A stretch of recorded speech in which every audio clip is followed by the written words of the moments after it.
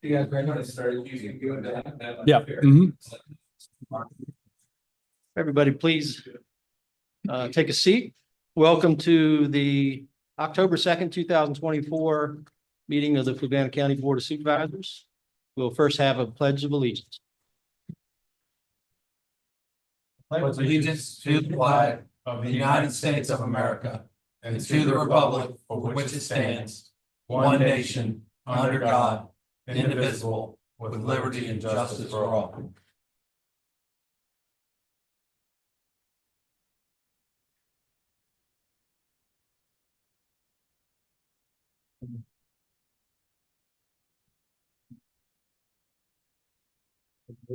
Adoption, or you want to make a change? Yeah, just one change. Item I under consent, I would like to pull up on as the last item as action after F. All right, I move that we adopt the agenda as presented with the consent agenda item I being an action matter to be heard before the consent agenda. Second. Motion made by Mr. Hodge, second by Mr. Goode. All in favor? Aye. Chair votes aye, passes 3-0. 0. Two. All right. County Administrator's report. Yep, just have a few things to report. So one, want to welcome William York, started in economic development. He is the small business development and tourism specialist. And he's here in the audience right there behind Mishmack.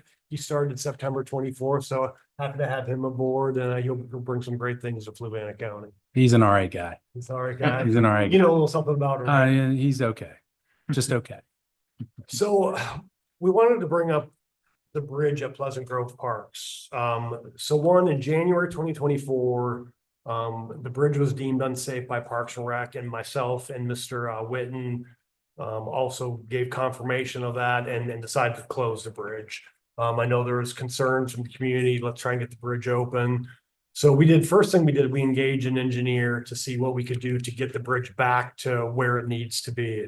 When they came back with an estimate, it was like close to 150,000 to like bring the bridge back to some engineer's standard. And again, when I say that standard, if you've been to like Pretty Creek, you're talking like almost pedestrian bridges that are made out of like steel frames to go over, water access. And it's pretty heavily engineered.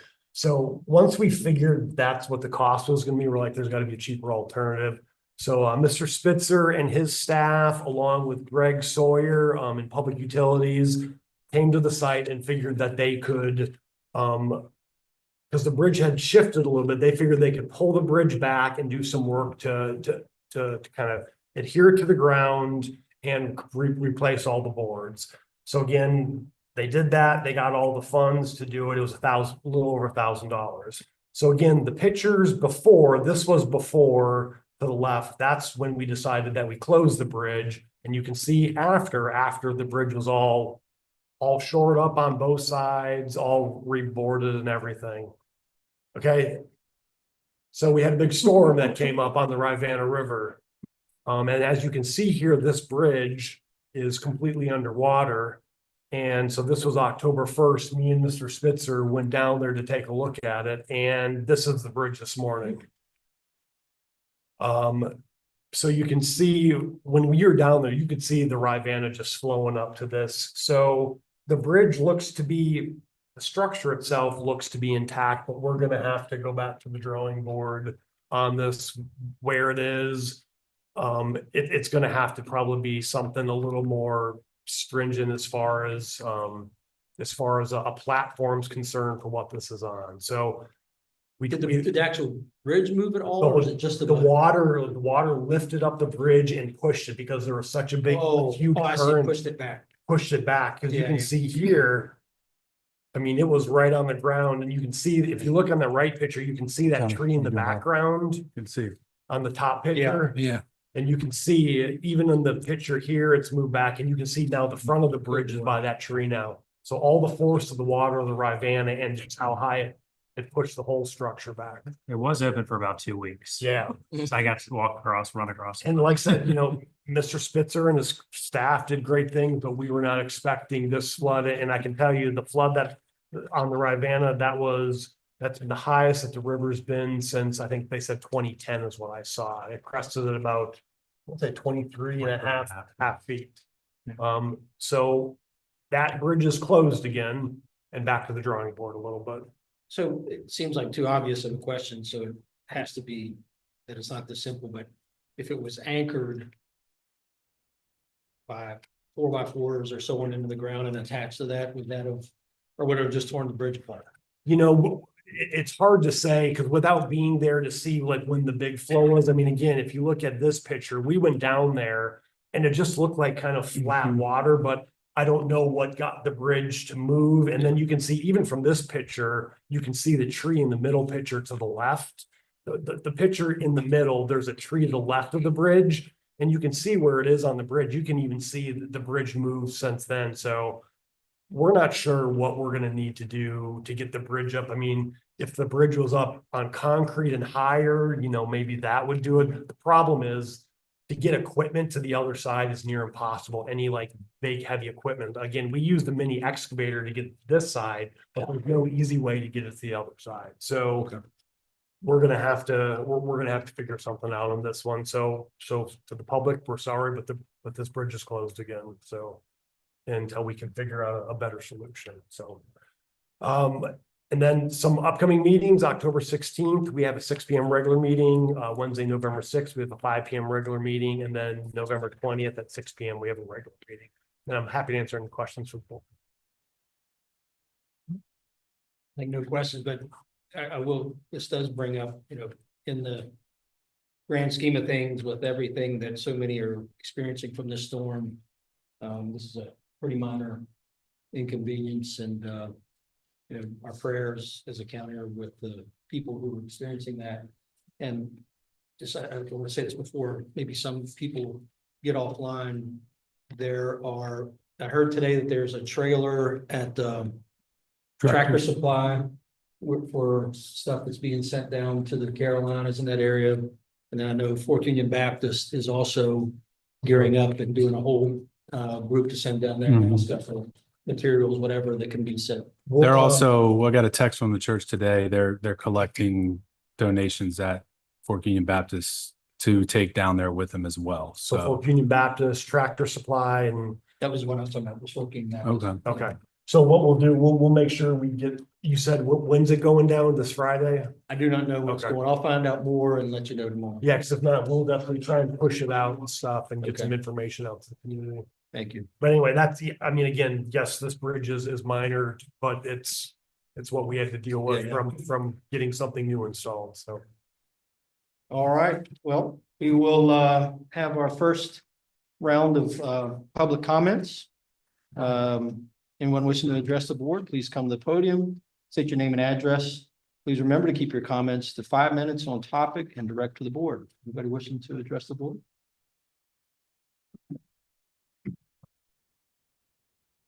James Kelly, 363 Manor Boulevard in Palmyra, Virginia. Be awkward if I was here and I didn't do a public comment. I think you guys would worry about my health and well-being. This one is brief, just that I apologize for missing a couple of meetings here. I was traveling, and sounds like you guys had a robust conversation with our superintendent the last week. It's my understanding that he's furnished you all with some additional information. It's not on your agenda, but to the extent that you have questions for me as a board member, I am at your disposal. I also hear that things are starting to open and folks are starting to move in our newest developments. And so I'll be keeping a watchful eye on the number of students that we ultimately get from those apartments. I don't know. This is my world, so I don't know exactly how many units are open, how many are moving in, and how many are forthcoming, let alone future builds. But I can tell you that my main consideration wearing my school board hat is just looking at enrollment and trying to figure out where the kids are going to go. I don't know how long we have or what the runtime is until future development happens and other things open.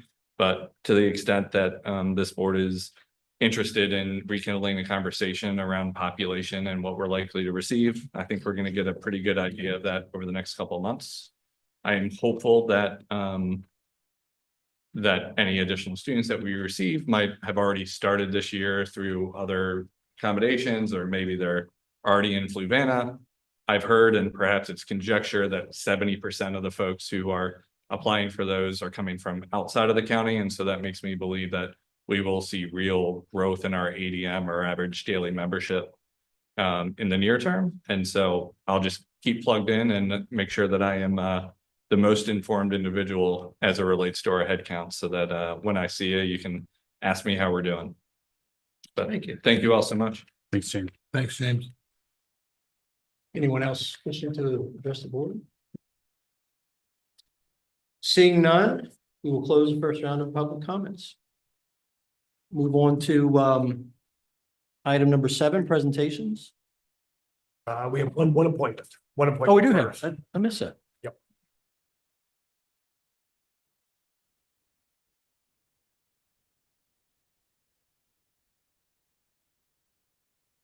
He's here. Yeah. All right, for Community Planning and Management Team, CPMT, a parent representative. Yeah, so supervisors, yeah, so we've got one appointment for the CPMT parent representative, Kristen Hoberg. She is here this evening, and so like we do all the time, if you want to allow her an opportunity to speak, again, you just have to go the one appointment for this appointment. Anything you'd like to say? Particularly, do I have to? No, you do not have to. That's tough competition right now. Yeah. But if you want to, please come to the. See, you didn't know you were gonna do that. Okay, yeah. Hello, I'm Kristen Hoberg. I have applied for the CPMT parent representative position, and I work in the county. I grew up in this county and just want to start giving back to the county. So that's why. And that's all I have to say. Yeah, what's your address? Oh, 942 Fox Holiday. Thank you.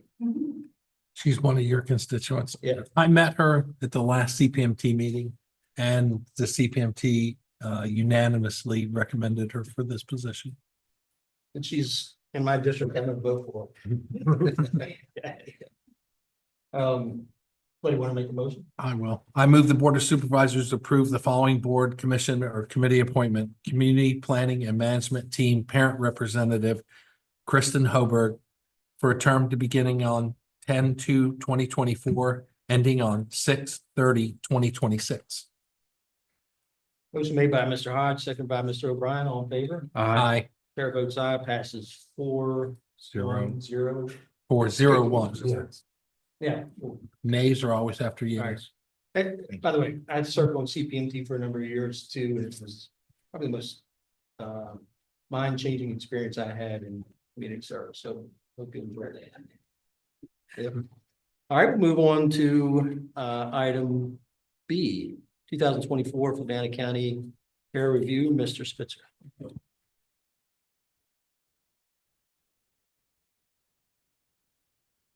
Good evening. Is that better? Good evening. How y'all doing this evening? Good. So I'm here to give a recap of the 2024 county fair. What the county spent, what the fair board spent, what we took in, and all that good stuff. So this year we had 7,887 paying guests. The paying guests were down, I think, about 500 from last year, but we think that's because of the rain on Saturday. So the rodeo was down too. When we get the rodeo was kind of down on Saturday, but we had rain from, I think it was like 2 to 4. It was 3 to 4, 3 to 5. Yeah. So we think that kept some people away, because our numbers on Thursday, as you'll see, are usually higher than they normally are. I had them last year. The next slide. So the county's expenses were just over $27,000. And we saved, you can see our budget. So we saved in every line. So we were trying to be cautious of that. And we got grant money too, that we were able to give to the fair board some expenses. So they got money back for the, I think it's the 250 grant, right? the VA 250 grant that we worked with. So they were able to leverage, they were able to get a 50-50. So they were able to get more. We were able to get more by giving them the funds to spend. Did that play a role in advertising being so low? I mean, so much lower than your budget? Yes, they did all the advertising. They took care of the fair books. We usually pay for those. And they took care of all the ads and the review and all that kind of stuff. So the grant would give them, half of what they got back. So it was a beneficial for them to do that. So that's why we're so much lower in that line. But next year, if we don't get that opportunity, then it'll go back to the way it was the year before. Where we'll pay for the fair books, they'll pay for the brochures, all that kind of thing. It's like a 50-50 split. Any more questions about our expenses? And the light towers are always going up, by the way. Like we had 35 light towers this year.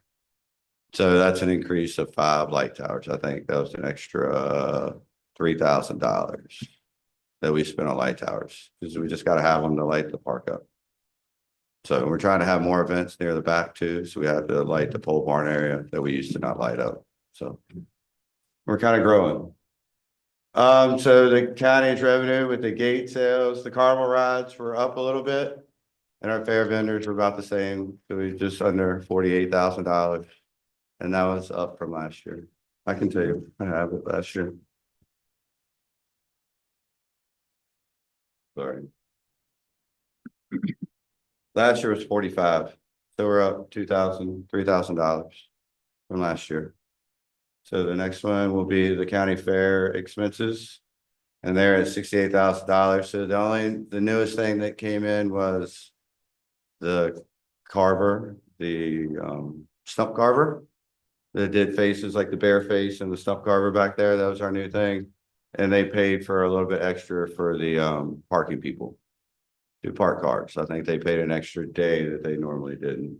So theirs was just over $68,000, and last year their expenses was 63. So it's gone up, and everything goes up a little bit every year. So plus they're going to get a lot of that back, remember, because some of that was part of that grant. So their expenses that went up, they should get a lot of that back with the grant because they took our stuff over.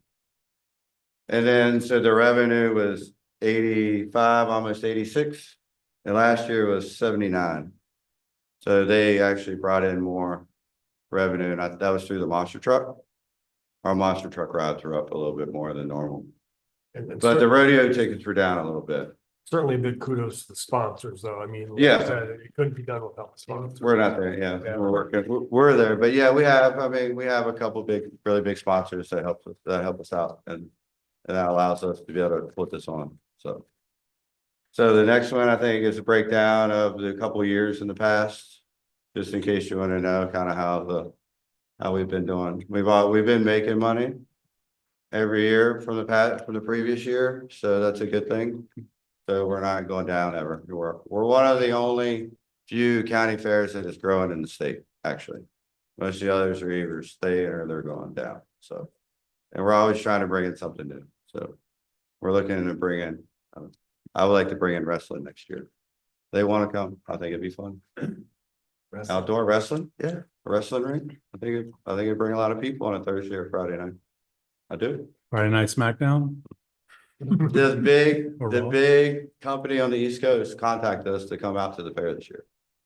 So we weren't ready because it was late. So we might look into something like that. I think it's a different crowd. It'll draw a different crowd out there, and I think it'd be fun. Do it down in the rodeo field before the rodeo, or we have the park, we have the stage in the back. So there's all kinds of places to do it. I mean, they'll bring their own stage, but Tim said Fairchild and O'Brien should be the main event. Go start training now. start training now. And so the next slide is we have a special events day at the park. That's Friday for area youth and adults with special needs. The carnival opens up the rides for everybody for free. E.W. Thomas buys pizza, and Pyramid Excavating and Paving, they open up their food booth, and they're one of our big sponsors. And they fed the kids chicken nuggets, French fries, hamburgers, all that kind of stuff, and free drinks. So everything for these kids for free that day. The axe women, they actually put on a show that was sensory sensitive, so no big noises or anything like that for the kids. So they all liked it. So we had a couple, and then the petting zoo was open. So they could go down there, and 4-H was open in the front. So we opened up a lot, almost our whole fair except for our vendors for the special needs kids, and they stayed for about 2.5 hours that day. So it's something we do every year, and we're happy to have them over there. They enjoy it. So just a special thanks to everybody that do, you know, I try to tell them Pyramid Paving, you know, Wade at EW, he does a lot for the fair. He's the fair board president, and he's the one that kind of got that spearheaded. So it's a good thing that we do. You mind just going back one slide real quick? So I noticed that at first I went, okay, well, clearly COVID was going on at 7,800 to 18,000, but then when you look below that to pre-COVID, we were in the 7s and 8s. What is it that changed that jumped us more than double? So we started doing rodeo. We actually, like that was, I think the fair board started in 2015, if I'm not mistaken. That was our first fair, technically fair. And that was to get the kids into the state fair. So you have to show in a county fair in your county to be able to show at the state fair. So it's for 4-H. So that shows we didn't have a lot of events. The first fair we had, I think, was a carnival, vendors, some food trucks, and I'm not even sure we had some entertainment, but that was it. We may have had a petting zoo, but it was under a tent. You know what I'm saying? It's not the big petting zoo we have under the pole barn. So it's very small. And we've been growing. The fair board's done a great job. They've gone out, they got sponsors and stuff. Now we have a rodeo. So we've had a rodeo for about 5 years, probably 6 years. So you can see the jump where that brings in the revenue because people are coming in. A lot more people are coming in that day. And we can tell with parking. We used to only fill up 3/4 of the parking on the one side. I'm parking at the school. I'm almost having to park at the school. You know what I'm saying? I'm parking on that road, that big stretch along there. We put handicap parking up behind the horse trail area. So we gave them their own actually handy area to park. So we could have more parking on the other side. So we've grown a lot. We had 40, 50 cars in our handicap parking area. Yeah. Like a night when we were there. So it's being used. So we're growing. Thank you. Yeah, but that's probably the big reason for that. Our home arts competition, we always used to struggle to find somebody to run it. I think we finally found somebody, Melinda Braid. She works at the Commonwealth Commonwealth Attorney's. Attorney's Office. Yep. So her and Susan Eddington, they did a great job. We had a lot of entries. Our new thing was Lego, was a Lego entry where you could build Legos. So that was the new entry for this year. They're going to try to do that every year. And I know they always do the tasting and that kind of stuff. But we had a lot of entries. So we have filled up 3 sheds. We get 3 sheds donated to us for the event. And we fill up 3 sheds with home arts. So it's something we don't want to lose. And it's something good for a county fair. You know, people bring in their jams and all kinds of stuff like that. So I know the sheriff usually taste tests. For most times. You did too? Jennifer was a taste tester this year, so we all kind of put in a little bit for the fair. And the next one is just recognitions. That's the fair board. So I think we have a couple people that might want to join the fair board this year. So we're going to bring them into a meeting and talk to them to see if they're going to be a good fit for us. And then we might be able to add a couple of new faces to our fair board next year. Any questions about that? I think questions is next, right? Nope, pictures. Yep. So we have the barrel train, that's always free, that's run by the Ruitons. So that's always nice that they come out for all Saturday and run that for us for free. So, and then questions, any questions? No, I would just say thank you. I mean, that's the fair, I guess, 2015, that was right about when I moved here and started working at FUMA. So, I mean, I guess I've kind of had the perspective of seeing that grow ever since I've been here. And it's very much so blown up and something that my family and I look forward to going to every year, especially now that we've got little ones. So thanks to the fair board, thanks to Parks and Rec, and for putting on an event that continues to grow and continues to get better. So. Yeah, I will say the fair board and Parks and Rec puts in a lot of hours and a lot of Lot of sweat. We've already started meeting for next year. So we meet once a month, sometimes twice a month. Not usually twice a month until March, where it gets a little bit closer, but we meet once a month to try to go over what we're doing. And kind of plan for the following year and get thank yous out to our sponsors and letters out, because a lot of people do their sponsorship by January. We try to get all that out already, so, Which shows. yep. So we're trying to improve a little bit every year. Yeah. So, We definitely appreciate it, Aaron. And Thank the you. T-shirts for your staff and helpers makes it real easy. A couple times people were looking for people. I said, just look for The neon bright. pink, neon yellow, neon green, and it helped them find you guys really. yeah, quickly. so and then the purple are for our helpers, so they would normally know as our volunteers. So that way we try to be a color that you can see, but the pink, we try to be a color that we can be spotted. And not many people are gonna wear bright pink. And I don't Mr. mind, Chris- and I don't mind wearing bright pink. It doesn't bother me. So, but yeah, I mean, we like to wear, and I'm parking cars. You know what I'm saying? So if we're parking cars and, we gotta go out there, I don't have time to put on a vest. So that's why we wear a lot of bright colors when we do our events. And special thanks to Sheriff's Office too for directing traffic afterwards. And for fire and rescue too, being out there just. For the any radio. Emergencies that come up. And we had a couple emergencies that came up, so. Yeah, it's a Thank you. team effort. Thank you. All right, moving on to action matters. Item C, handicap hunt. Yeah, I'm just gonna say, I was like, this is my day. So every year we have a Wheeling Sportsman hunt at the park, is to try to curb some of the deer population that run on 53. They hit cars going up and down the road, and it's overpopulated. So we've been doing this, I think, since about 2015, maybe. It's been about that long. And we normally harvest 2 to 5 deer a year. Last year we didn't harvest any. And it happens, you know what I'm saying? So this year we're trying to do the same thing, and we'd like to do on December 27th. School's out, so that way there's no issues with school. Kids shouldn't be at school, and nothing should be going on in school. So you should be able to have a safe hunt and close the park down for the day. But we have to close the park down and all of our trails down for the day. We try to leave the dog park open because it's far enough away from where we're hunting that they can use the dog park pins, but we try to keep all the trails closed. These are our hunt locations. I may add one this year because school's out. So we may add a location that's at the community garden, which is right there where it says Lippard Lane. So we have a bunch of deer that come out right there at that corner, and it's been at the school, so we've been nervous to put somebody there. But being 2 days after Christmas, nobody's gonna be at school. So we might try to hunt that area too this year. Any questions? I'll just say I had a constituent call about concerns about it, and she was concerned about hunting and killing deer in general. And she said, don't we have another, and I'm saying this for whatever other constituents are listening.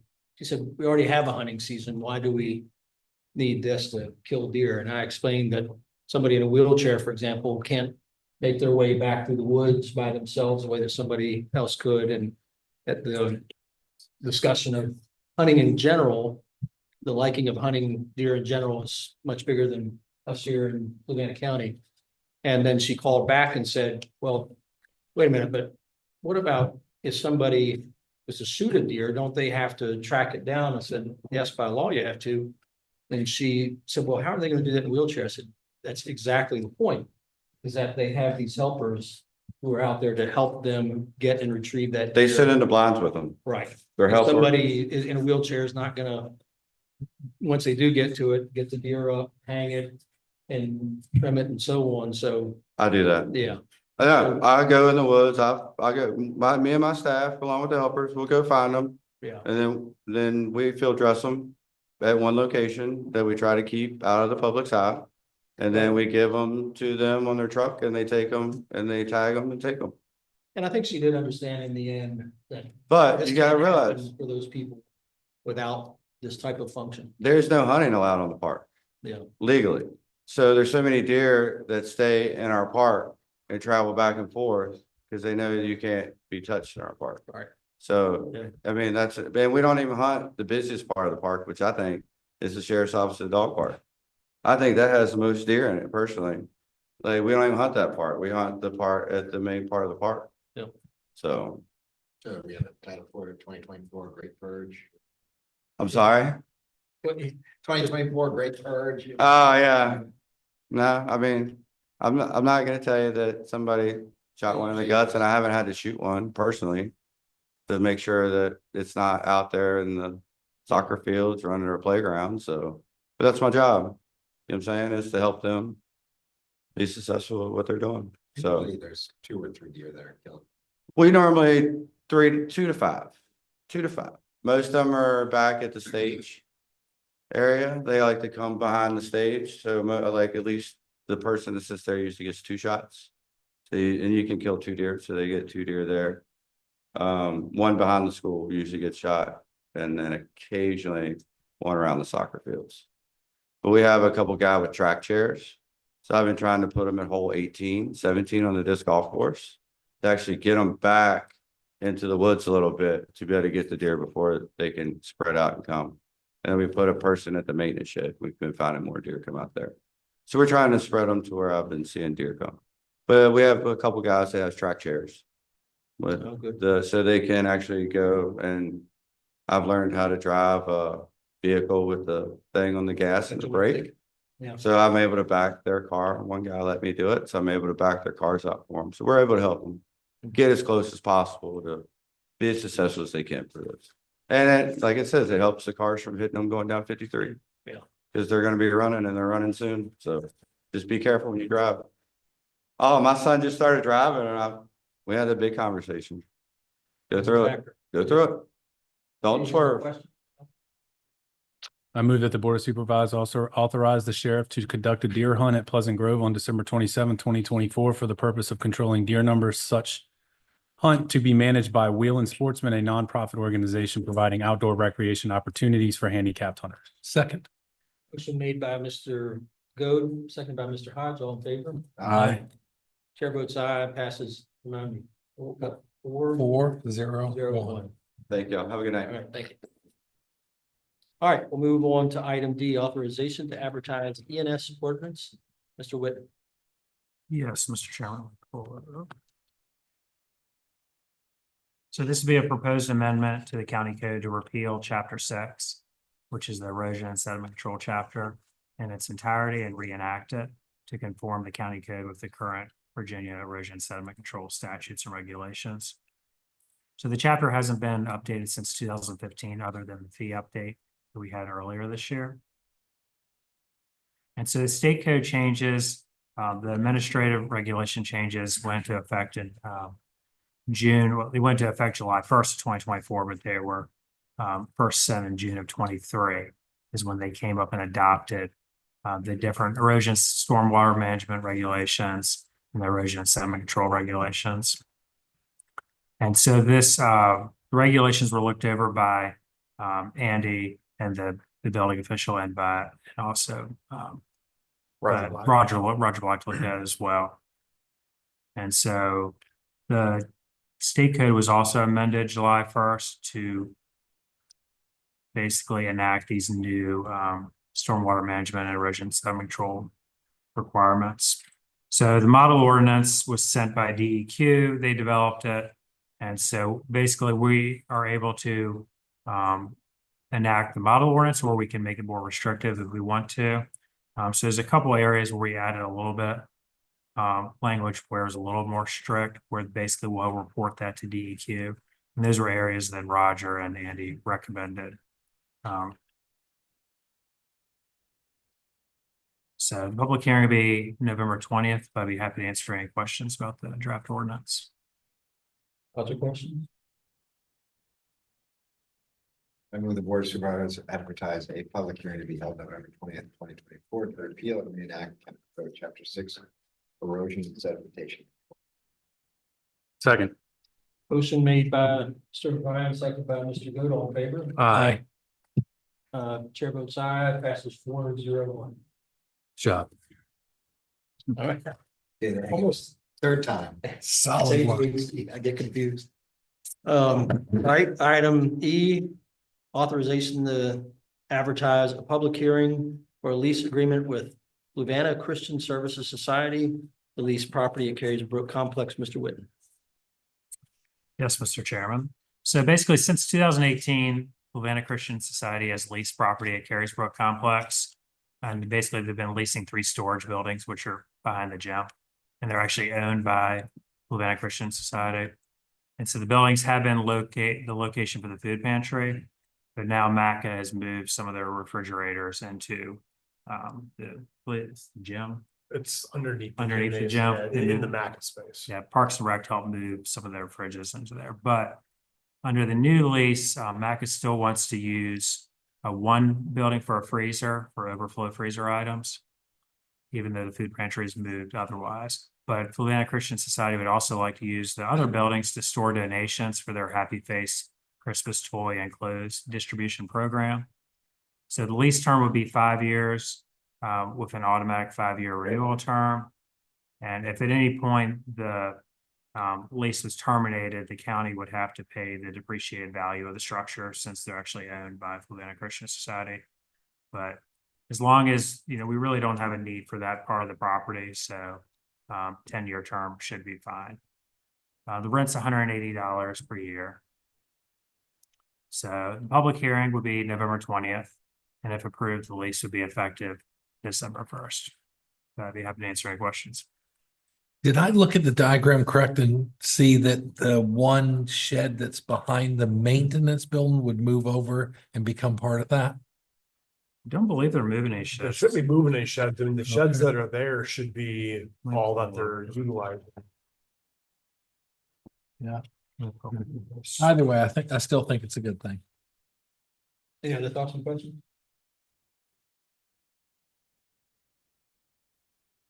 No. Look. No, Quiz it. right here. You See, see, it says to is be it in a relocated. No. It's at the end of the lease, but I don't. There was a Where it building. says relocated, I think that was for relocated in the past. That was probably relocated way back when It originally. was probably in 2018 it Yeah. was relocated. Okay. I don't think we changed the map to take out the relocated. That's probably the reason. Sure. I move that the Board of Supervisors advertise a public hearing to be held on November 20th, 2024 for the lease of property to the Fluvanna Christian Service Society Incorporated. Second. Motion made by Mr. Goode, second by Mr. Hodge, all in favor. Aye.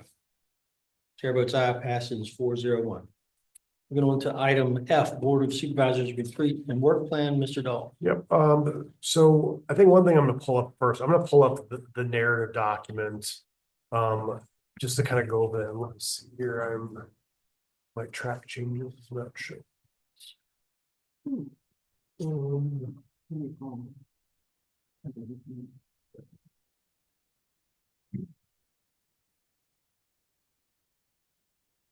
Okay, so again, in your package, were the notes basically a play-by-play, or you can almost call them the minutes from the Board of Supervisors retreat. And again, Mr. Payne, Kimball Payne took, meticulous notes and everything. From that, then he created these, kind of these draft work plans.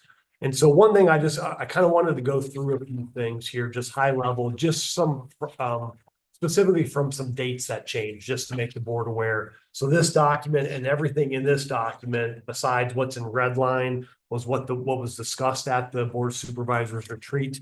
And we put in some preliminary dates in there after having a chance to talk with staff a little bit more about, making sure that those dates are realistic. So those are just some of the things I wanted to discuss with the board.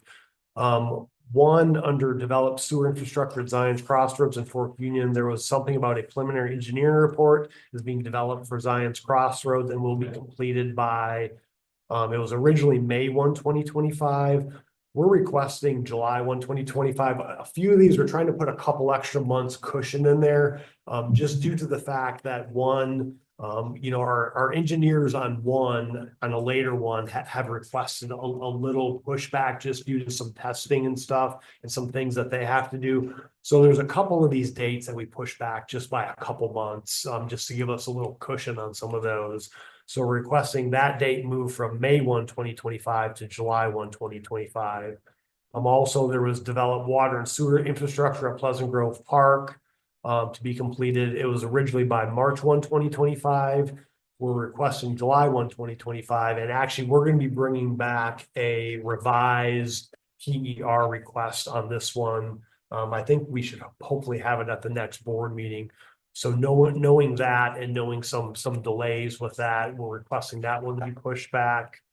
Also provide for public water, in Fort Union, the PER to be completed by October 31, 2024. Again, our engineers have requested, a little delay in that due to some additional testing that they have to do for the water in those areas.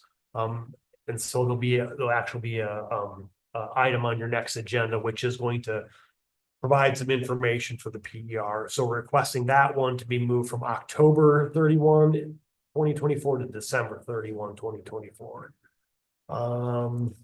There were some items regarding CIP and budget tools that I know that the board talked about. So after speaking with finance a little bit on being able to do these, they're requesting a 1-year push on these. And some of the reason being is one, so currently what we currently have as far as the capital improvement plan, we have basically the current budget year plus four projection years. And so what the board asked for was 5 projection years. So while we were doing the retreat, basically the CIP process has already been started. So everyone had already submitted their current year plus 4 years.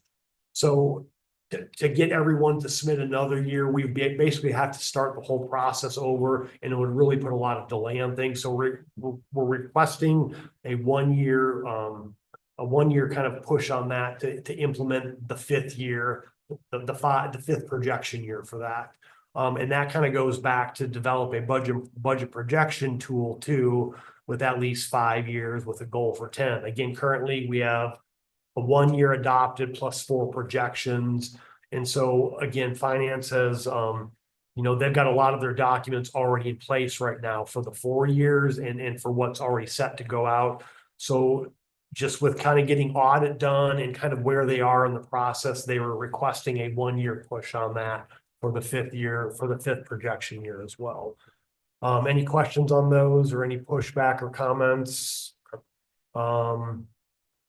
One under economic development, we just added, in addition to the economic development strategic plan, we also added the tourism strategic plan as well to present that information.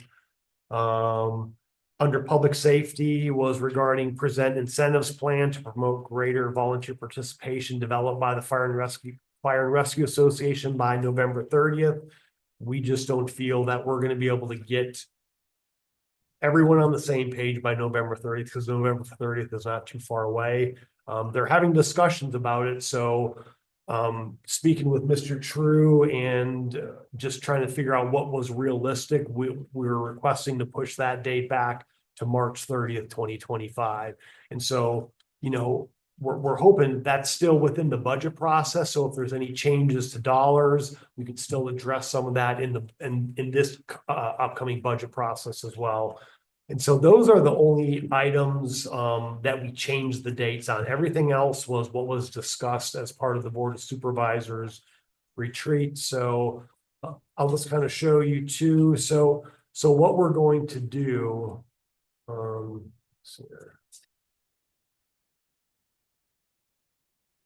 Sorry, it looks like the video cut out on me at some point. So what we did, we've basically taken that narrative document and we've put it into more of an Excel document as well that we're going to track. And so this document right here, with the way it looks, and I'll show you what the actual document is.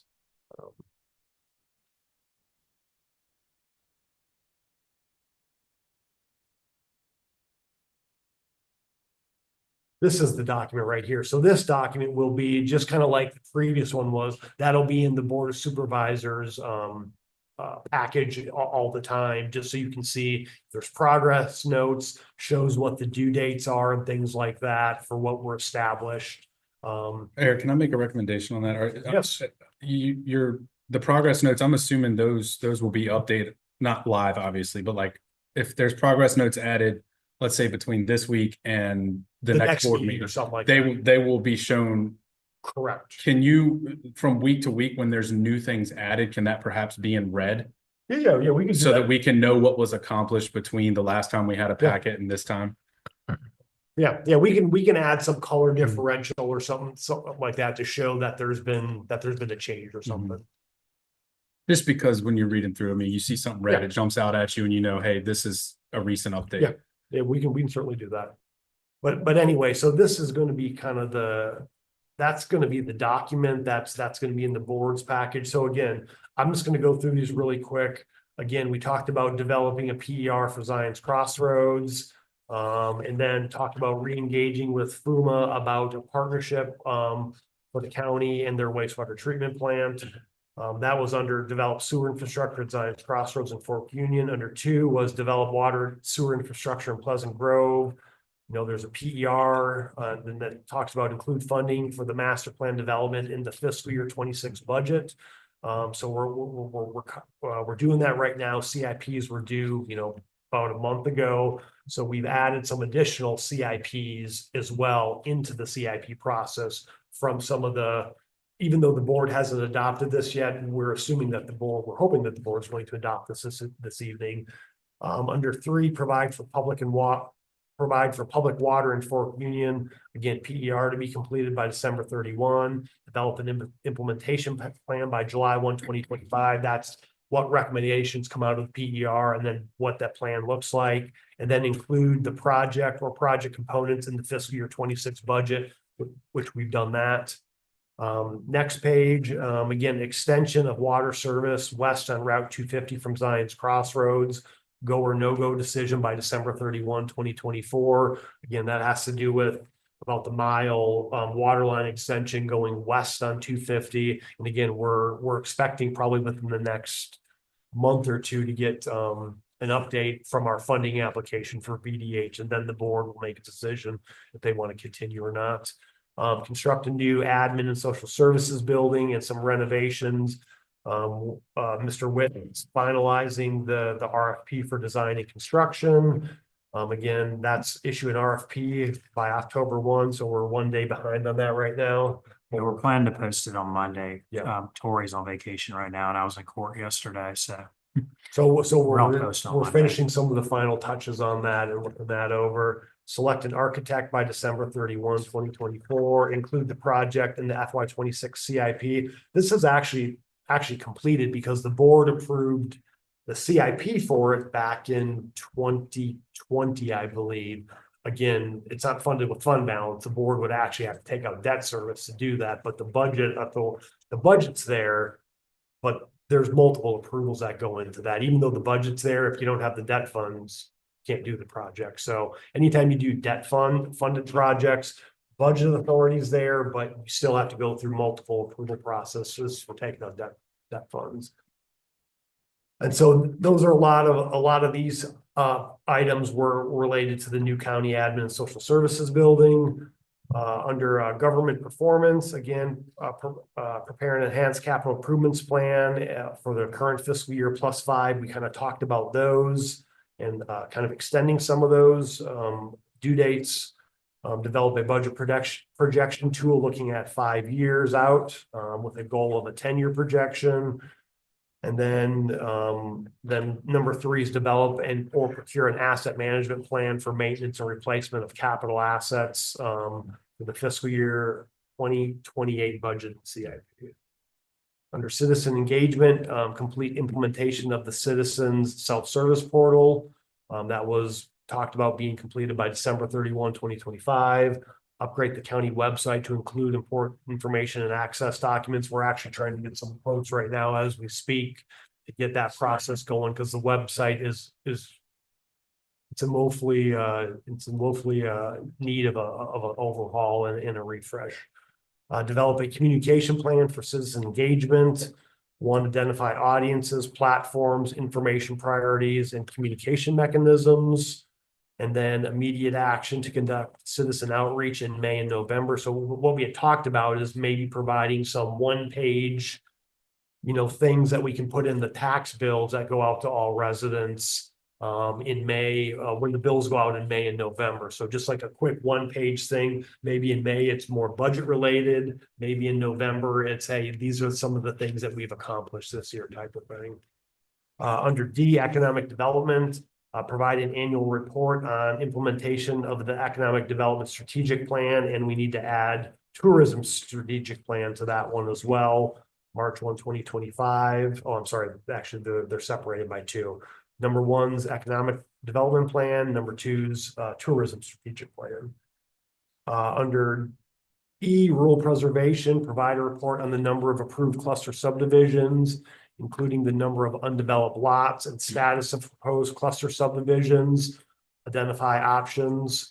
So at the last meeting, we talked about rural cluster subdivisions. The board made a recommendation for the planning commission to look at that. So we're kind of moving in that process already to kind of meet that by November 1, 2024. Then under number 2, provide a report on undeveloped parcels in the county in size categories such as greater than 1,000 acres, 500 to 1,000, 200 to 500, etc. So we'll work with planning department to get a report for the board, so you can see maybe color coded by the different parcel sizes of what's left in the county of undeveloped parcels. Under F, growth management. It's revise and update the comprehensive plan and provide a plan for the process of updating the plan by January 1, 2025. Actually, at the next board of supervisors, at the next planning commission meeting, I think, is it Mr. Fortune going to be discussing? I believe he's going to be discussing that, but anyway, we'll have a plan and a process to come back to the board as well after the planning commission looks at And the that. rural clusters are on October 8th agenda too. Yep. For advertisement. Yep. So so the planning commission's taking a look at that. Under G, community development and enrichment, we had talked about some streetscape projects, complete phase 1 of the Palmyra streetscape improvements by December 31, and include future phases in the FY26 CIP. Again, the phase 1 is in the hands of VDOT right now, and we've already been proactive, and we've included future phases in the CIP that's going before the planning commission. Provide a preliminary plan to complete Fork Union streetscape improvements by December 31, 2024. We've also included future phases of the Fork Union streetscape improvements in this year's CIP as well. Under number 3, explore planning grant opportunities for the development of a Columbia area plan by December 31, 2025, and then incorporate the use of the $500,000 proffer funds from Dominion Energy as funding sources as part of the fiscal year 26 budget. Under H, public safety is, again, as we discussed, present incentives plan to promote greater volunteer participation, developed by the FRA by March 31, 2025. And then number 2 was include funding for a county fire chief in the FY26 budget. So those are all of the kind of that's the items that the board came up with as part of the retreat and the work plan. And those are the things that staff will be working towards to bring to completion and bring updates to the board. So what we would ask is the board to approve the work plan, but happy to discuss if there's any changes or anything else that the board wants to see. Eric, we had discussed some things via email with Firefly and things like that. And I don't know that we want to get into practice of it. I think we could all probably come up with something we maybe want to add to this. This was something that came out of the retreat. So I would just be remiss if I didn't bring up that, the issue of Firefly and Fork Union, if that could somehow be on this. I don't want to say added, but I guess I am asking maybe to consider adding that to an addendum somewhere to say, looking at completing that and extending that out. I realize that's not necessarily 100%, we would have to have some public-private partnership there to accomplish that. We had talked with, I asked Mr. Fortune to consider that when starting to work on the comp plan, but that was just one little thing that I think has surfaced since the retreat that I probably would have brought up at the retreat had I realized it was as big of an issue not as big of an issue, but Well, a little just, and I'm not against it. The little thing I'm a little hesitant to put on there, like, it's really out of the county's hands unless the county says, we really want to put a lot of money into doing this. I mean, we've got regional partnership grants that are outstanding. But it's really in the hands of Dominion Energy right now, for Dominion Energy to complete all of the wires on their lines. all the fiber on the lines, and then it's really up to Firefly. And so CVAC will be coming, CVAC and Firefly will be coming at your next meeting, provide a presentation on kind of just updates. So I mean, like I said, we can put it on there, but I'm not sure that we've got a whole lot of leverage to really Mhm. push it forward unless, you know. It unless sounds like your say, concern is there's not a huge action item as far as Fluvanna County. There's not a staff action Yeah. item necessarily. The actions have already been taken. You know, we've come together with these partnership grants to move the process forward. So now it's just really in the hands of Dominion to get the fiber on their poles, and really what they're waiting on is, you know, I think if I remember correctly, Dominion Energy had to go through the SCC and things like that to be able to do that. So I know there's been a lot of upgrades on the Dominion poles, but without talking too much, I think Firefly could probably give you a better estimate of what's happening at the next meeting. They could probably give you more information. If we want to put it in there, we can. I just don't think there's much that staff can is an action from a staff standpoint. Yeah, and I probably would rather hear from Firefly before we were even to put something in there. So I'm comfortable with that. Yeah. Is anything else from any other board members or anything you want to see? I move the Board of Supervisors approve the 2024 Board of Supervisors work plan as presented and modified. Second. Motion made by Mr. Hodge, second by Mr. Goode. All in favor? Aye. Chair votes aye, passes 4-0-1. And which item did you want to move up? Yeah, item I, the FY25 Fluvanna County Public Schools supplemental appropriation. I want to move that up to move that up. And I got a little presentation to tell you why we need to do that. Okay. Oops. Okay.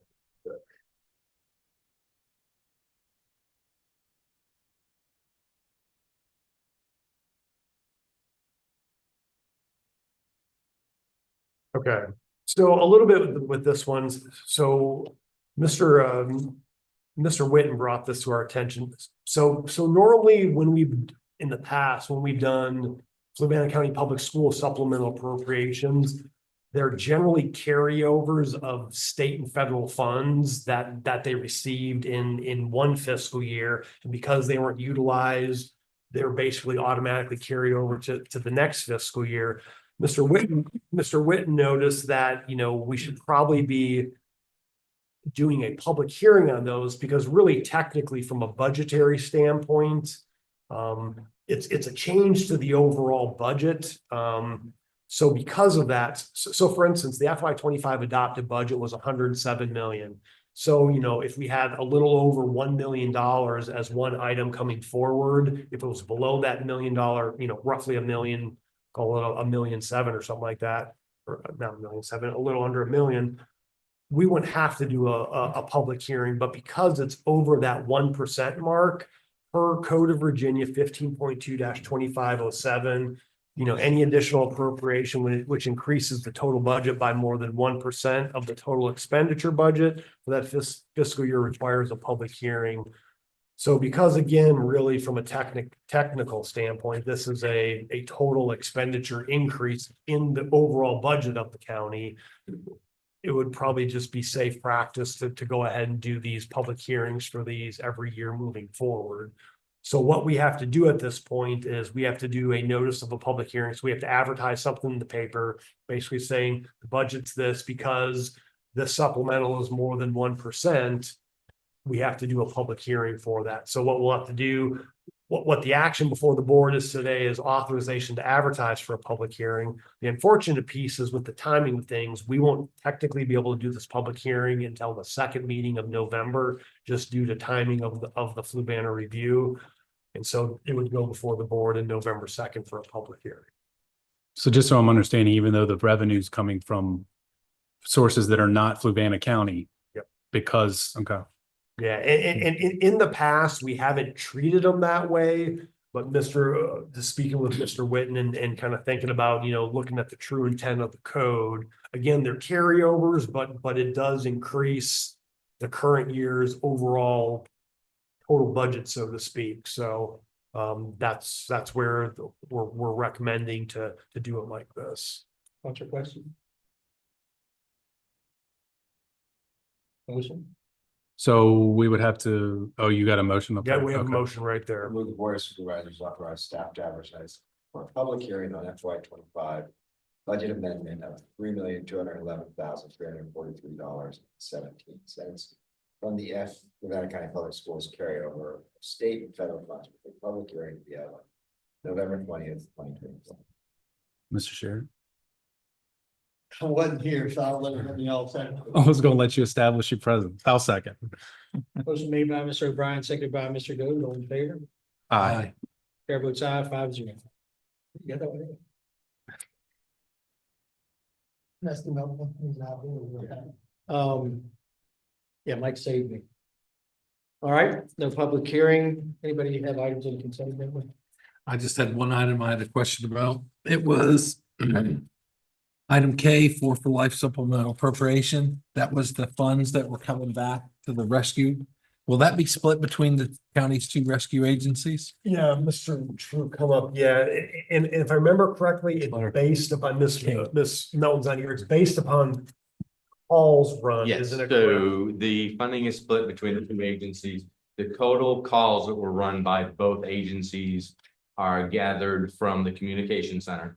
And then the number of calls are split up and a percentage of that number of calls is determined. And the funding that came back in is dispersed dependent specifically on that On that split, percentage. yeah. And when it comes in, because Lake Monticello Fire and Rescue is a combined 501c3, can we make it clear to them that this should be earmarked for the rescue squad? It's got, it has to be, yeah, and so what, I think what we were gonna start doing, did we not say are we running that through the finance department moving forward, or? Yeah, so moving forward to make sure we're staying in with state regulations regarding it.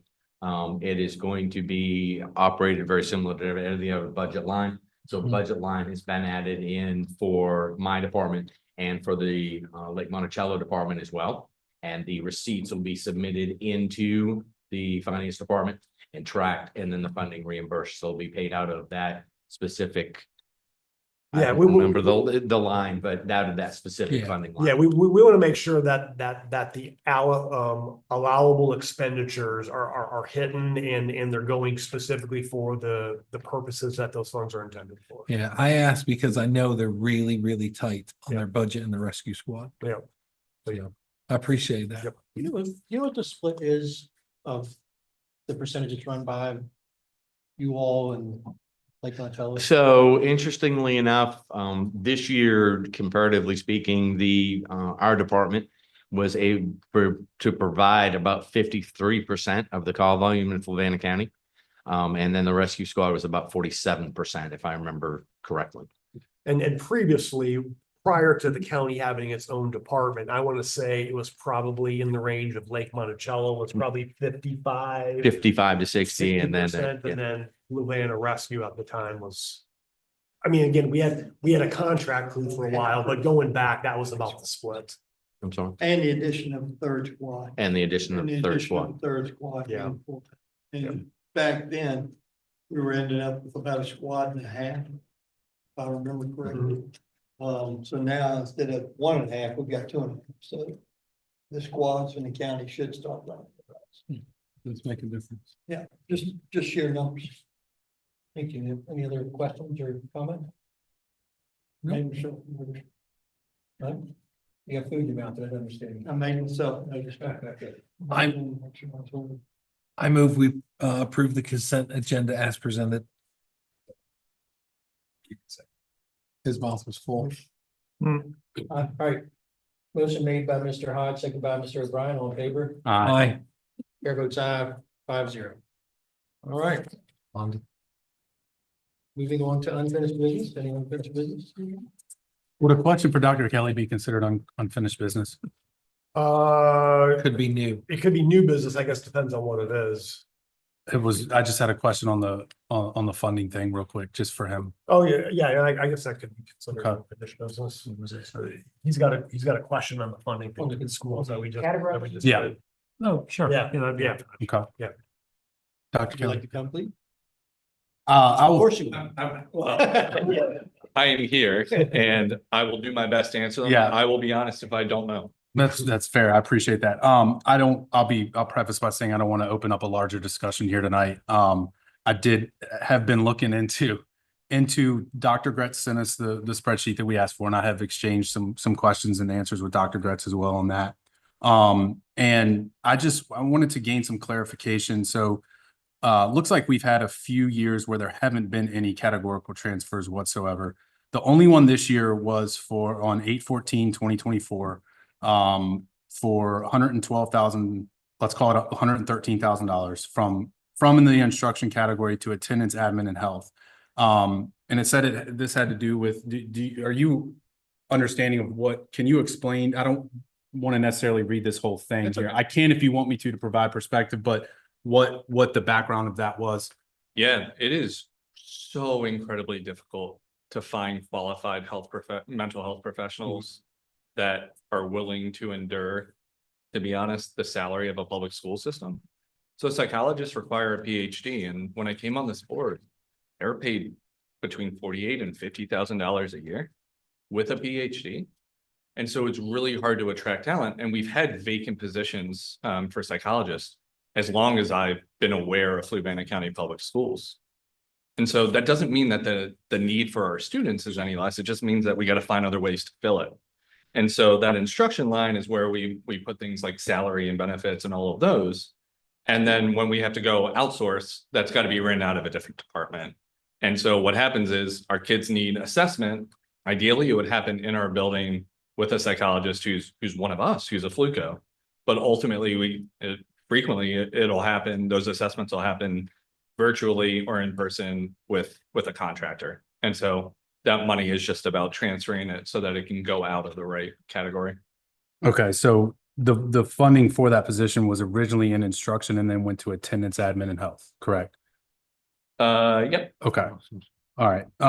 So I looked through and I looked through at some of the other ones. It doesn't look like it looks like they happen typically on Wednesdays. I don't know if that's I thought at first that was because of the school board meetings taking place, but then I realized looking back that it's not always on the day of. I was kind of assuming that, hey, school board approves the transfer and then the transfer is made. I noticed the one on 8/14, y'all did have a school board meeting that night. I was looking, I'm trying to find out where specifically in the consent agenda that is specifically voted on, like where we can go find that it says, hey, we're proposing that this is being moved to this. And then my understanding is the school board, essentially, like we just did when the consent agenda is approved, is effectively approving that on a vote. Is there a specific vote that's required to move that money from one category to another by the school board itself? Or is that something that a staff or administration has discretion on? So I will look for it in the packet and try to find that information for you. Okay. I can tell you that when these things happen, I remember on a number of occasions where I got a call or a text for, we need to move things. I wanted you to know. So it is not a specific voted on item. It is not individually voted on at our board meeting. Right. It may very well be in the consent agenda, and I will take it as a personal action item to go dig back through board docs because it's hard to find things in there. But no, we do not specifically vote on each one of those as an individual item. I'll note that I did this is probably more than you wanted, some rough math on what percentage of this budget these are. And if we take that $100,000 and we assume, I don't know, 50, which is a low estimate of our budget, it's like 0.2% of our overall budget. And so they really are on average, quite small transfers, but I will find that information for you and figure out whether or not those are in those specific packets. I can't off the top of my head remember, but I do remember many conversations across the years with, well, I guess, was this 5 here? I remember a handful of conversations, both with Pete and then also with Chuck. Yeah, I think As chair, categorical. did they contact you? Is that what you said? I spent 2 out of my 6 years as chair, to the best of my memory. And so I definitely, at least one of those conversations would have happened as I was chair. So again, to the best of my memory. And I'm just trying to hammer down whether it's like a specific vote of the school board that says, hey, we are authorizing this, or if it is kind of at the discretion and it's like, hey, somebody, can call and say, hey, we're doing this, just wanted to let you know why. I'm kind of trying to hammer down if it's a specific I know that it's not a standalone action item, but like if we were to pull something like we did from the consent agenda tonight, that would effectively be, became a standalone item that we voted on separately. So I'm trying to figure out whether this is something that can be done with a head nod, or if there is a vote that actually approves the transfer. I believe that they are in the consent agenda, and I'll hold myself accountable to provide that information to you. That said, I remember a handful of conversations where I picked up the phone and Pete said, I want you to know this is what we need to do in order to accomplish this. And I believe those conversations end with, you'll see it in the next board packet. So it is yes and in terms of we are informed in advance. And then I believe that they are in the consent agenda as well. Okay, just for reference, so maybe to save you some time, I did find 112,802.40 transfer in the budget update, but I couldn't find that in the consent agenda. So if you can locate or point me to where I would be able to find that, that'd be great. Yeah, I mean, this isn't my job to ask questions, but I am curious to what extent there are any of these transfers that this board either would take exception to or feel as though they would have liked to have either rubber stamped or seen in your own consent agenda. But you don't have to answer it. This is your meeting, not mine. But I'm happy to have that conversation anytime. Mr. Kelly, I'm sorry, just to clarify, are you asking about this board, if they would want to see it, or just the school board seeing it? Oh, I did mean this board, Okay. as to whether or not any of these cross some kind of level of oversight or critical. Based on what I've read, no. I mean, I probably, if there was discussion at a meeting, would want to go to give a definitive answer to that. But based on what I'm seeing and no, I think this is all fairly straightforward. So no, this has nothing to do with necessarily what's in the far right column.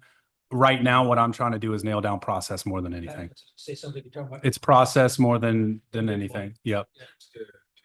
Except to the school board, but it seems to me that if it's not on the consent agenda, of course it should be, and I think Dr. Gretz indicated that it was, but Yeah, I just have to. things happen, I get that, that's fine. But the second thing would be maybe that, if there's an amount, say, 50,000, whatever is a school board amount that, is talked about in public, just sticking in the consent agenda.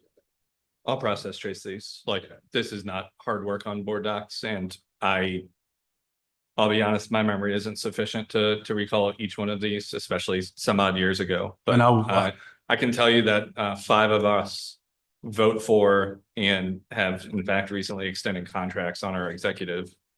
And I trust him to make those decisions. It doesn't mean that it shouldn't be in the public space, but I trust that when Pete tells me he needs to make a transfer, that he needs to make a transfer in order to accomplish the division. I also trust him to wake up way earlier than I want to and decide whether or not the roads are sufficiently clear for buses to travel, and whether or not ACs need to be running in order to call school. So I will say that we provide Dr. Gretz and our staff some deference, and I think that it is earned, and I believe that it is appropriate as well.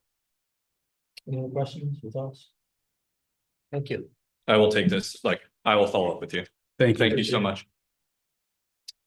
Any other? We said we did push that to new business, didn't we? No, that was unfinished. Unfinished. Any other unfinished business? Any new business?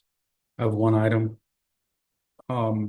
So I think it was around November of last year, we got some feedback from a staff survey that was done. And I remember I was in the audience. I think it was the board meeting after the election. So I recall being there, but it wasn't.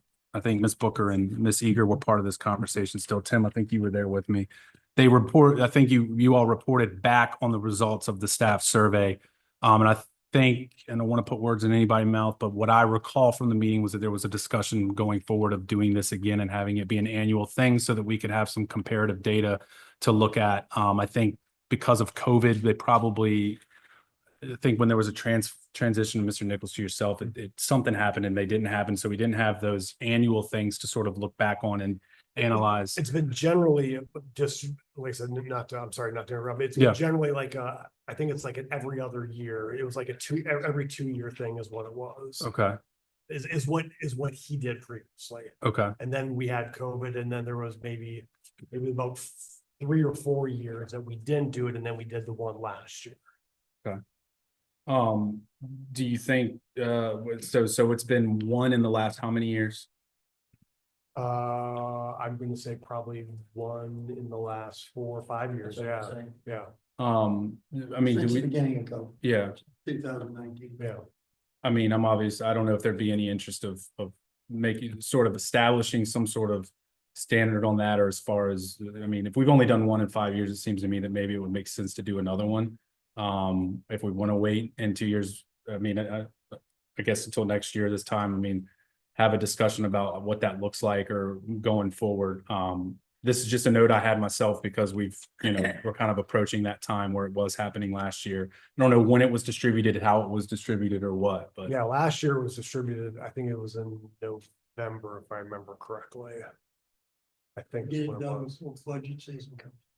Did, in years before that, I forget, was it done in the same way or was it? Exactly done- the same. Okay, so there's never an outside firm No. that manages it or anything like that? No. And did we ever look into what that would cost, you know? I have not looked in to see what it would be to do an outside firm, and I'm not sure that's, I mean, we could look, I mean, I think probably the better thing to do is probably honing in on the questions better than maybe utilizing an outside firm to do it, but I'm not against an outside firm. I think it can be accomplished internally. If we do a survey like that, I know a lot of people are hesitant with the amount of tracking that can go on electronically. Yeah. Really, the paper-based ones are probably the best way in a Dropbox that's locked, and the people fill it in, X color, whatever, fold it and drop it in. Because I know the people that I talked to, several of them were hesitant to complete it because they were afraid that they could be tracked in one way or another, and the mean, anonymity thing kind of holds Yeah, back I honesty. mean, I can tell you is there probably a way to track someone if, again, I'm the one doing the survey, I don't have the time to go out. Yeah. Well, And tracking people, I mean, that's probably way above my pay grade anyway, so. and clearly there were times in previous years when I would read the combined results, because I think we did this when Mr. Nichols was here. Probably. Everyone has a unique way of speaking, so sometimes you'd read what people wrote if they were especially verbose, and you'd be like, I know exactly who that is. Well, yes, I mean, I will say sometimes maybe depending on where the comments are, you could pinpoint maybe where they're coming from, maybe a department that they're coming from, but I think there's maybe a very, very small occasion where maybe I'm like, oh, that sounds like that person, but I'm not like, yeah, I mean, so yes, I I mean, guess those things would be sort of known anyhow. I mean, there would have been conversations about this or that. And Internally. to begin with. yeah, there were times where people made a comment and you could peg it to a department. So I don't know, let's just rent a treasurer's office. yeah, Where then the head of the department starts an internal inquisition amongst the staff. I know one of you had to say this, only one of us would know this. But you still have that even if that was in writing in the Dropbox. Yes, well, yeah, my concern, Mr. Hodges, with the Dropbox, I mean, if we're trying to compile that, that's a lot of Data manual entry. work, data entry to do that. I mean, if we're having to type in all the comments that come in. You can put a cheat sheet, how to make sure you're not tracked. I'm telling you right now that when I try to talk text, Siri has a real issue with me in some of the ways I say things. Yeah. I mean, I did have people, and it's just natural, whether, and I know you get it, whether you have the ability to track that stuff or not. The perception is 90% or however you say it. And I did have people say, oh, I wasn't gonna say exactly what I had to say. And again, I don't know how you get past that because however, even if they entered it in let's say it was an outside firm that managed it, if it was verbatim, you still have what they. But I mean- One option you could take would be to do the survey and then provide a form for people to put in a Dropbox where the comments Yeah. Yeah. I mean, that's, you're probably not, comments in general, so. 30 comments, 40 comments less than. Right. Well, and I think more so than the comments is it would be, and this is not with Fluvanna County staff survey, but just with anything. I mean, you want common themes from qualitative data. You don't necessarily want to look at each individual comment word for word. You want themes drawn from those, and maybe examples of comments that would apply to that theme here and there. Just to me, it seems like if there is the concerns that you mentioned, Tim, and it seems that it might be interesting to see maybe how other localities do it. If they do they do it third party? I'm not comparing a staff survey to a financial audit, but we third party our financial audit. We don't do it ourselves. It seems to me that there'd be, I don't think it would be outrageously expensive to do something like this and have data that is saved and able to be tracked and sort of compared. That's done by someone who. This is no knock on anybody in staff who would be distributing this, but this is what they specialize in and interpreting these things and having it, I just think it would take out whether or not someone thinks something was, and I'm not saying it did happen or it didn't, but if we're going to do something, it takes any claims of subjectivity out of it if you were to have a third party do it. I would like to raise a point. I was going to mention it before you said this. Dr. Kelly has kindly offered his services to ensure that we craft the questions that aren't leading. And it is literally his wheelhouse, his doctorate, his job is in analyzing data and determining, causal effect and various other stuff. So if we have someone in the community that is talented and qualified, we'd be foolish to overlook that generous offer he made to us. I agree.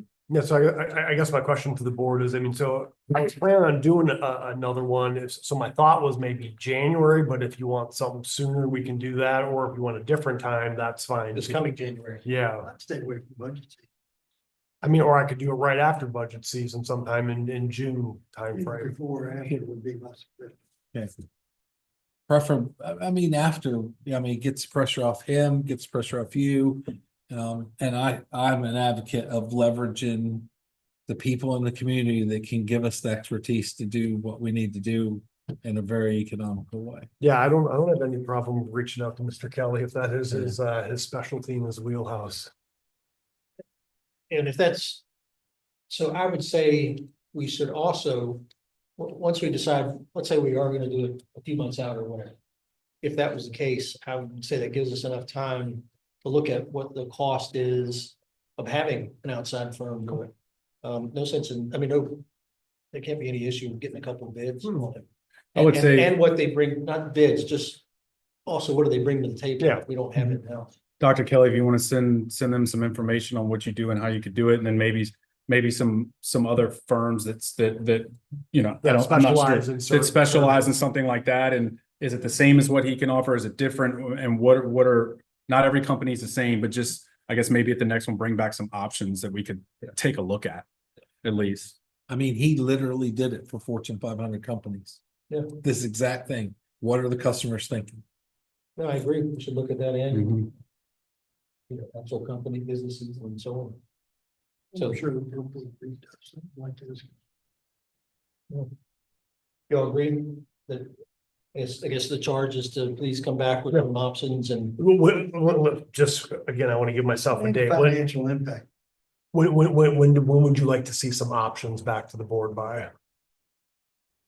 I don't think we need X, Y, and Z at the next one, but maybe just like, hey, this is what we've looked at. This is what we found. And perhaps you'll need further direction from us on where to go from there, but something to sort of chomp at the next meeting, I think. Budget season ends middle of April.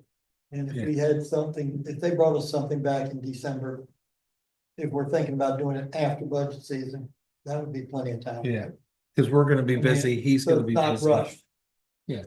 I would rather do it right than do it rushed and wrong. I'm just throwing out ideas, trying to avoid our have-tos. Yes, sir. During budget season, we have have-to. Right. And I'm not saying we would make a decision, hey, we're going with this company and doing this. I just think if by within the next 2 weeks or whatever, we can just say, hey, these are some things for you to look at, for you to chomp on and consider. And then by that time, we're already halfway through October, we can come back and have more direction at a later time. Can I ask, can you give me till the end of the month or Yeah, maybe by sure. the That's what I first say, meeting in first meeting November? Yeah, that's fine. Yeah. Okay. Yeah. All right. Costs no more than $500. I know where we can get $500. I'm not gonna go there. I tried not to say that, but I was All right. starting to think that. So, all right, anything else? All right, we'll move on to the second round of public comments. Anybody wishing to address the board, please come to the podium, state your name and address. Remember, your comments should be 5 minutes on topic and direct to the board. James Kelly, 363 Manor Boulevard in Palmyra, Virginia. Just additional bits of information as it relates to the most latest discussion. I strongly recommend, this is just like broad professional advice as a survey researcher, not apropos or related to current employment.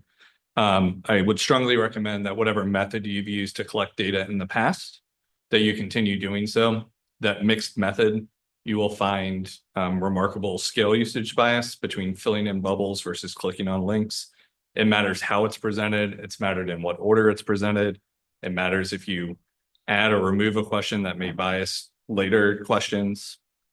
I will note nothing other than a third-party company that you hire will be able to completely anonymize that. Like when you send a survey link out and you want to make sure that it's only employees who are doing it, there's going to be some kind of unique tag. And it doesn't matter if it's me or if it's Mr. Dahl or anyone else. Somebody's going to have at some point some list that has a unique identifier. And then before proper data analysis happens, you cut that before anybody ever looks at the results, and you throw it out so that you don't have the linking information. Because that's the real fundamental problem, is that people will only do this if they believe that it is anonymous and they believe that there's not going to be retribution. Some of the ways that you can get around, it's been a while since I've done employee and fed data back to employers, but one of the ways that I would do that to get away from the being able to identify somebody is you could even use AI. You could feed in a couple of quotes and say, give me a summary of this. And so it takes away, if I'm going to say something that I'm going to have 1,000 words more than anybody else on this board, right? You can go back through the record. And so one way to do it is you could use AI to summarize it. And so then you're one step further away. So it's a little more ambiguous as to who they are. So there are some just general best practices. My estimate for you in terms of setting up a relationship and then doing a study like this, I'd say you'd be lucky to find somebody to do it for 20 grand. I'd say that the cheapest study I've really ever done, and it was quick turn and a week long, would have been 25 grand, and that was years ago. So these things are expensive, but they're also really important to know kind of where you stand. And it's also a good way to increase participation. If you decide to professionalize the process, then if you spend the money, then you're able to say, we're serious about it. We've revised our survey because we do care. We want to implement it. And then making sure that you provide reports to staff to either departments or sections that have large enough people to continue to anonymize it. You don't want to collect the data and then sit on it. You want to collect the data, talk about it publicly, talk about it at work in the building, and then talk to your staff about how you take their input seriously and the ways that you're going to hold yourself accountable to change. I think any institution that ultimately collects data and then does nothing with it does themselves and their staff a disservice. And so those are just some this is just James Kelly, survey researcher. If there's any industry standards or thoughts on how big of an organization would, where it becomes viable to do an outside operation? If you have 5 employees in the office, clearly it's different than 150. Yeah.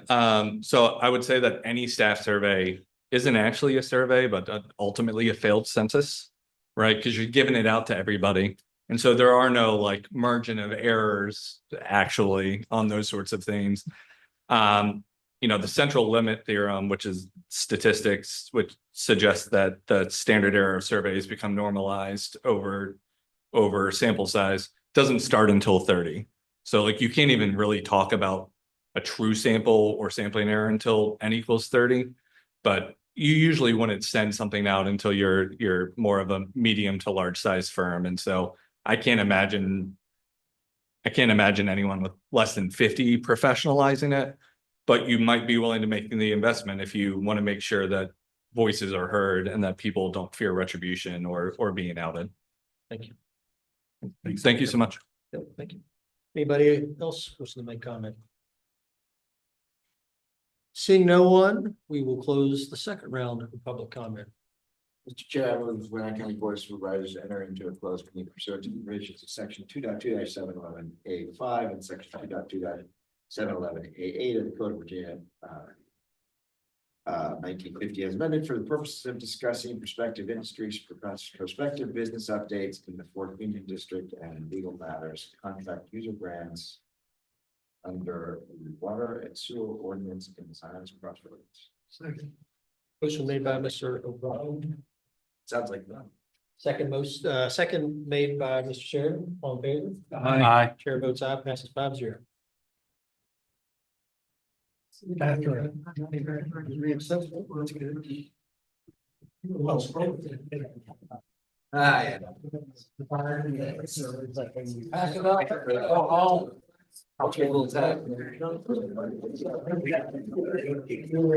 Yeah, that's small. Yeah. What's your little? Oh, you voted. So you went in and early voted today? I heard he voted for Green Party candidate. I don't mean to. I know. But. No, In that moment, I was forgetting. No, I appreciate it. No, I accept it. Yeah.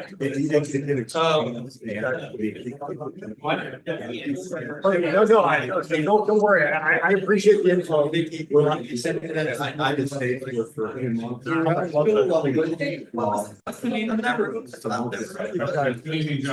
Thank you. See you, Dr. Kelsey.